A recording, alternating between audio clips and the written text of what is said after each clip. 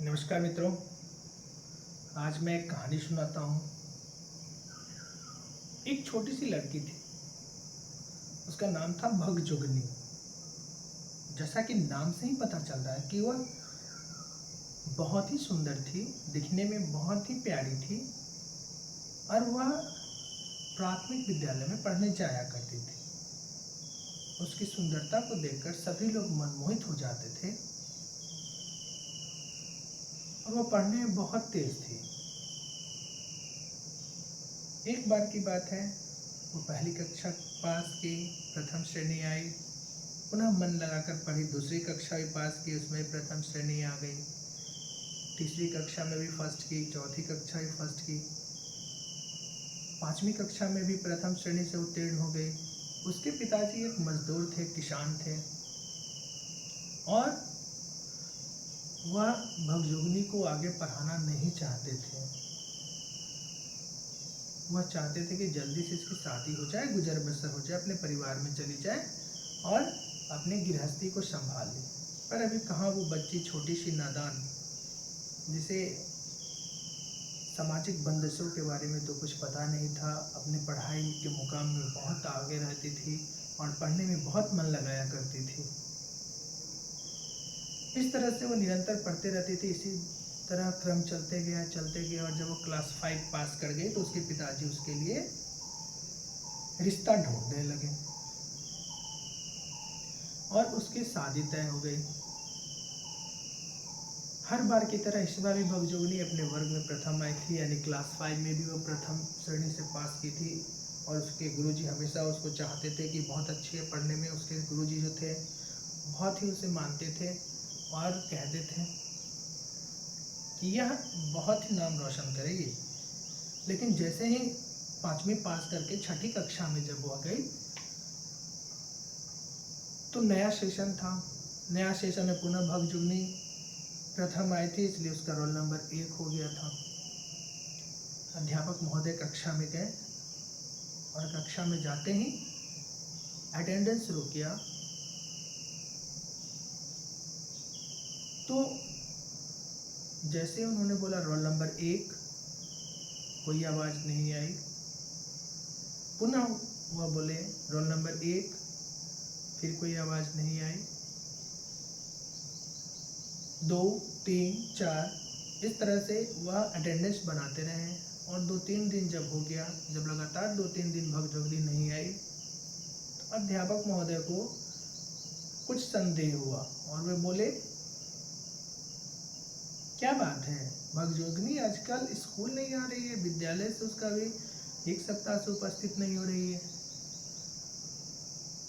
तो जैसे अटेंडेंस बना रहे थे, पीछे से एक लड़की बोली, सर उसकी तो शादी है, आज ही उसकी शादी है, उसका तो लगन तय हो गया है, उसके पिताजी शादी कर रहे हैं और आज उसकी विदाई, शादी होने वाली है और विदाई भी हो गई है। इस बात को सुनकर अध्यापक महोदय स्तब्ध रह गए और उन्होंने सोचा,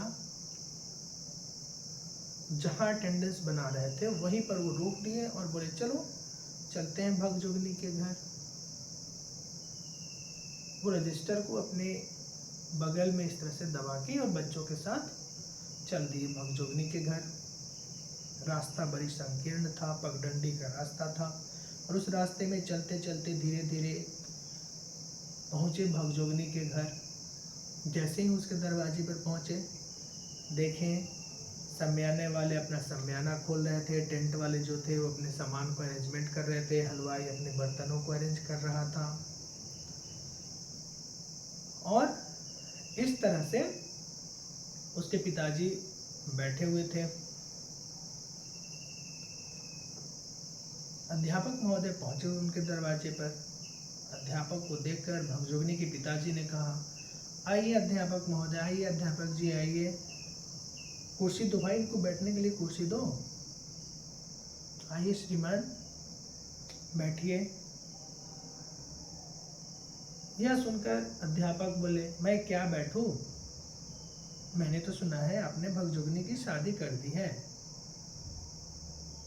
उसके पिताजी बोले, हाँ मास्टर साहब क्या करूँ, हम लोग गरीब आदमी हैं, जितना जल्दी हो सके बेटी का घर गुजर बसर हो जाए, हमारी जिम्मेवारी पूरी हो जाए, उतना हम लोग के लिए अच्छी बात होती है, उतना जल्दी हम लोग निश्चिंत हो जाए। ज़्यादा पढ़ा के बच्चियों को करना क्या है, आखिर गृहस्थी तो ही संभालनी है। ये सारी बातों को सुनकर अध्यापक महोदय उदास हो गए।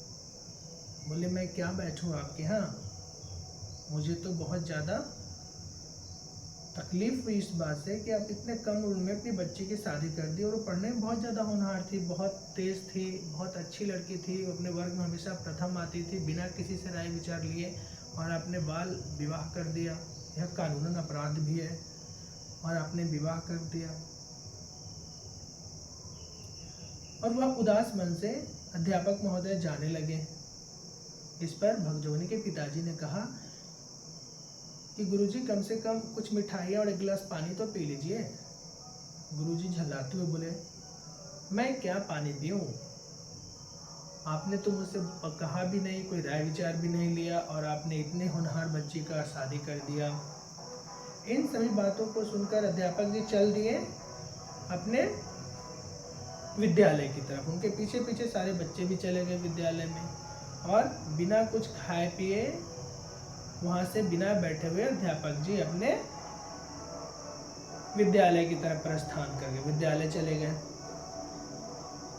जैसे ही विद्यालय में पहुँचे, फिर दिनचर्या में गुरुजी लग गए, बच्चों को पढ़ाने लगे। 2-4-10 दिन हुआ, 1 सप्ताह हुआ, उसके बाद भगजोगनी का गौना हो चुका था। वो अपने ससुराल से बिदागरी होकर और आ गई थी पुनः अपने मायके में, जहाँ मायके में आने के बाद भगजोगनी को मन लगता नहीं था, और वह चूँकि शादी हो गई थी तो उसे बाहर जाने में भी शर्म आ रही थी, लेकिन पढ़ने का मन उसे बहुत ज़्यादा हो रहा था। दिल कहीं न कहीं कचोट रहा था कि मैं और पढ़ाई करूँ, मुझे पढ़ना है, मैं पढ़ाई करूँ। इस तरह को हमेशा सोचते सोचते भगजोगनी न चाहते हुए भी विद्यालय की ओर बढ़ पड़ती। एक बार ऐसे ही करते हुए अपनी छोटी छोटी बकरियों को लेकर विद्यालय की तरफ गई, वहाँ बकरी चराने लगी भगजोगनी। और इस तरह से जैसे ही वह बकरी को चराने लगी तो विद्यालय के आसपास ही वो चरा रही थी, और उसकी कक्षा में पढ़ाई चल रही थी। भगजोगनी विद्यालय के पीछे से खिड़की की तरफ से देखी कि अध्यापक जी पढ़ा रहे हैं बच्चों को, और उसमें कुछ हिसाब पढ़ा रहे हैं। एक प्रश्न किए अध्यापक महोदय ने, जिसका कोई जवाब नहीं दिया। इस पर भगजोगनी पीछे से खिड़की से उसका जवाब दी। अध्यापक महोदय बोले अरे ये कौन बोला? सभी ने कहा कि महाशय यह तो भगजोगनी है। बोला अरे भगजोगनी आ गई, और वह खिड़की से जवाब देते हुए दौड़ते दौड़ते भागते हुए अपने घर चली गई। और इस तरह से वह जाके घर में सिसक सिसक कर रोने लगी। उसके पिताजी बोले क्या हुआ? बोले मुझे विद्यालय जाना था, मुझे भी पढ़ाई करना था, पर अब मैं नहीं जाऊंगी, मैं नहीं जा पाऊंगी, मेरी शादी हो गई। इस पर पिताजी बोले हाँ बेटी, जितना पढ़ना था तुम पढ़ ली, अब तुम्हारा गौना भी होना है, इन सब बातों को छोड़ो। पुनः एक बार गौना के लिए उसके ससुराल वाले आए घर पे, और गौना होने लगी। फिर वह लड़की भगजोगनी जो थी अपने ससुराल गई, उसे सकती हुई घर में काम कर रही थी, लेकिन उसे मन लग नहीं रहा था, उसे पढ़ने का मन था। उसका पति भी छोटा ही था, बच्चा ही था, और वह आंगन में कांचा गोली खेल रहा था, और भगजोगनी चुपचाप उसे देख रही थी कि यह कर क्या रहा है। उसने देखा कि उसका पति है, बार बार गोली खेल रहा है, लेकिन गोली उससे निशाने पर जा नहीं रही है, उससे खेलना नहीं जा रहा है। तो उसका पति बोलता है भगजोगनी क्या तुम्हें गोली खेलना आता है, कांचा खेलेगी? इस पर थोड़ा सा भगजोगनी का मन लगा, वो उसके पास गई और बोली कि हाँ मैं खेलूंगी, और वह सही निशाने से कांचा को लगाई, और इस तरह से वह जीत गई। इसे देखकर भगजोगनी के पति को बड़ा आश्चर्य हुआ। वो बोला तुम्हारा तो निशाना बहुत ही अच्छा है, तुम पढ़ाई अच्छी करती हो? बोला हाँ मुझे पढ़ने का बहुत शौक, मैं पढ़ना चाहती हूँ। उसके पति ने अपने पिताजी से कहा कि भगजोगनी को पढ़ाई करना है, उसे अपने घर भेज दीजिए, वो पढ़ाई करेगी। और इस तरह से पति पूरी तरह से जिद ठान लिया कि नहीं, भगजोगनी पढ़ने में अच्छी है, उसे पढ़ाई करनी है तो करनी है, अब उसे भेज दीजिए। पति के इस तरह के व्यवहार से भगजोगनी बहुत खुश हुई, लेकिन परिवार वाले चाह नहीं रहे थे कि वह पढ़े। लेकिन इसके बाद भी भगजोगनी पर ज़्यादा प्रेशर डाल के सभी लोगों ने कहा, पति की इच्छा हो गई कि नहीं, ये पढ़ना चाहती है तो इसको पढ़ने दीजिए। और इस तरह से वह पढ़ने में फिर लग गई। उसे मायके भेज दिया गया। मायके में जैसे ही गई, वह पुनः अध्यापक जी के पास गई और अध्यापक जी से कही कि मैं पढ़ना चाहती हूँ, मेरे ससुराल वाले, मेरे पति मेरे साथ हैं, मुझे पढ़ाना चाहते हैं, मैं पुनः पढ़ना चाहती हूँ। इस तरह से भगजोगनी पढ़ने लगी और विद्यालय में गई और धीरे धीरे समय बीतता चला गया। भगजोगनी पढ़ते पढ़ते बहुत तेज बन गई, क्लास 10 में भी प्रथम आई। उसके बाद धीरे धीरे दोनों बड़े भी होने लगे। उधर गांव में पति भी अपने कामों में व्यस्त रहता था और इधर भगजोगनी अपने पढ़ाई में व्यस्त रहती थी। फिर 10वीं की परीक्षा प्रथम करने के बाद 11वीं में नामांकन हो गया। अब वो गांव से शहर की तरफ चली गई। पति का भी उसको पूरा साथ मिलना शुरू हो गया और वो लगातार पढ़ते चली गई। पढ़ते पढ़ते जब 12वीं हुई, 12वीं में प्रथम की, ग्रेजुएशन की, उसमें भी वो प्रथम श्रेणी लाई। और इस तरह से वो आगे बढ़ते रही। हॉस्टल में चली गई, वहाँ से ग्रेजुएशन की पढ़ाई की, ग्रेजुएशन प्रथम श्रेणी की। उस हॉस्टल के कुछ उनकी सहेलियाँ जो थी भगजोगनी की, सभी लोगों ने यूपीएससी का फॉर्म भरा, भगजोगनी ने भी भर दिया। अब जैसे ही परीक्षा हुई, यूपीएससी की परीक्षा भी भगजोगनी ने पास कर लिया। अब वह कलेक्टर साहिबा बन गई और पूरे गांव में एक हड़कंप मच गया कि अरे, भगजोगनी तो अब कलेक्टर बन गई। और यह संदेश उड़ते उड़ते उसके ससुराल में ही पहुंचा कि भगजोगनी तो अब कलेक्टर बन गई, उसकी ट्रेनिंग शुरू हो गई, उसकी पोस्टिंग हो गई। अब ससुराल वाले को डर होने लगा कि क्या मैं भगजोगनी के पास जाऊं या ना जाऊं, वो तो बहुत बड़ी पदाधिकारी बन गई है। उसके पति को भी डर सा मन में आने लगा कि एक बहुत बड़े पदाधिकारी के पास मैं कैसे जाऊं। ससुराल वालों ने यह तय किया कि नहीं, अब वहाँ से रिश्ता रखना ठीक नहीं है, उतने बड़े ऑफिसर हैं, पदाधिकारी हैं, उस घर में जाना सही नहीं है। और उसका पति जो बिरजू था, वह अपने परिवार वालों की सहमति में हाँ भर दी कि अब उतने बड़े पदाधिकारी को हम लोगों के स्टेटस से क्या मतलब, हम लोगों के जो परिवेश है उससे तो बहुत आगे वो चली गई है। तो बिरजू भी उदास रहने लगा, चुपचाप उसे भूलने का प्रयास करने लगा। उधर भगजोगनी अपनी पूरी ट्रेनिंग को पूरा करके उसकी पोस्टिंग हुई और संयोग से उसकी पोस्टिंग उसी जिला में हुई जिस जिला में उसकी ससुराल था, और ससुराल वाले जिला में उसकी पोस्टिंग हुई। अब इस तरह से वहाँ पर वह कार्यों करने लगी। डिप्टी कलेक्टर बन के वो अपने कार्यों को पूरा करने लगी, दायित्वों का निर्वहन करने लगी। इसी बीच इसके पति बिरजू के गांव में कुछ आपसी विवाद हो जाती हैं। उसकी ज़मीन पे कुछ लोग उसे हड़प लेते हैं और बिरजू पर बहुत सारी समस्याएं आती हैं, जिस कारण वह और उसके पिताजी बहुत ज़्यादा गंभीर चिंता में पड़ जाते हैं कि हमारी समस्या कैसे दूर होगी। और वह कोर्ट कचहरी का चक्कर लगाते लगाते दर्जनों चप्पल उनका खिलाने लगा, लेकिन कोई समस्या का समाधान नहीं हुआ। इस पर अंत में निष्कर्ष यह निकला कि क्यों न चला जाए डिप्टी कलेक्टर साहिबा के पास फरियाद लेकर, शायद वो हमारी समस्या को दूर करेंगे।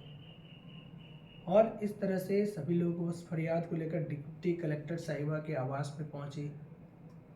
वहाँ पर कलेक्टर साहिबा जो थी वह विश्राम कर रही थी।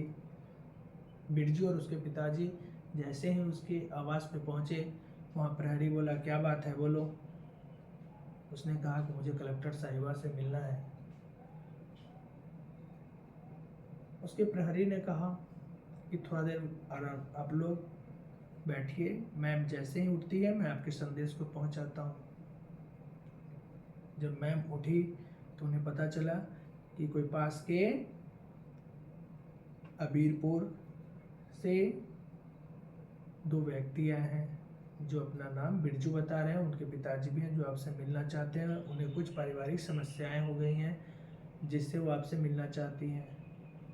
जैसे ही बिरजू का नाम सुनी, भगजोगनी को पूरा सीन याद आ गया, बचपन की वो शादी, वो आंगन में कांचा खेलना, इस तरह से पढ़ाई में पुनः पति का त्याग भावना देखी। सभी सीन उसके जहन में, उसके मानस पटल पर दौड़ने लगी। पुनः वह अपने प्रहरी को बोली कि उन्हें गेस्ट रूम में बैठाओ, मैं तुरंत आती हूँ। गेस्ट रूम में बैठाया। थोड़ी देर बाद मैडम साहिबा भगजोगनी उस गेस्ट रूम में प्रवेश की। गेस्ट रूम में प्रवेश करते ही बिरजू और उसके पिता दोनों खड़े हो गए हाथ जोड़कर। यह देखकर भगजोगनी को बड़ी आश्चर्य हुआ। उन्होंने जाकर बिरजू के पिताजी के पांव छुए, बिरजू से हालचाल पूछा। बिरजू ने सारे बातें बता दी कि हमारे यहाँ समस्याएं हैं, मेरी कुछ ज़मीनी विवाद में आपराधिक तत्वों के लोगों ने ज़मीन को हड़प लिया है। इस पर भगजोगनी ने कहा, रुकिए मैं तुरंत आती हूँ। वो बाहर गई और बाहर से जैसे ही फ़ोन की कि जाकर बीरपुर गांव का जो यह समस्या है इसका निष्पादन करके अभी तुरंत हमें इसका रिजल्ट दो। और उन दोनों को बातें करने के लिए बैठाती ही रही और वहाँ पे बैठ के भोजन नाश्ता कराने लगी। जैसे ये सब हो गया, बिरजू उठता है और हाथ जोड़कर बोलता है, मैम मेरी समस्या का समाधान जल्द करें। यह सुनकर भगजोगनी आश्चर्यचकित हो जाती है और कहती है, ठीक है आपकी समस्या का समाधान हो जाएगा, आप चिंता मत कीजिए। और इधर उसकी समस्या का समाधान भी हो गया था। जितने भी पदाधिकारीगण थे वो सभी वहाँ जाकर जो अपहरित ज़मीन था, जो कब्जा किया, उसे खाली कराकर और वहाँ के जितने भी बदमाश थे उन सभी को कारागार में बंद कर दिया और तुरंत में उसके समस्या का समाधान हो गया। जब दोनों वहाँ से जाने लगे आवाज़ से, जैसे पिताजी बढ़े, बिरजू भी बढ़ने लगा। भगजोगनी बोली, ए बिरजू, क्या तुम मुझे भूल गए? डरते हुए बिरजू ने कहा, नहीं मैडम, मैं आपको कैसे भूल सकता हूँ। इस पर भगजोगनी ने कहा, तो गौना कराने कब आओगे? अब तो बिरजू के पैरों तले जमीन खिसक गया।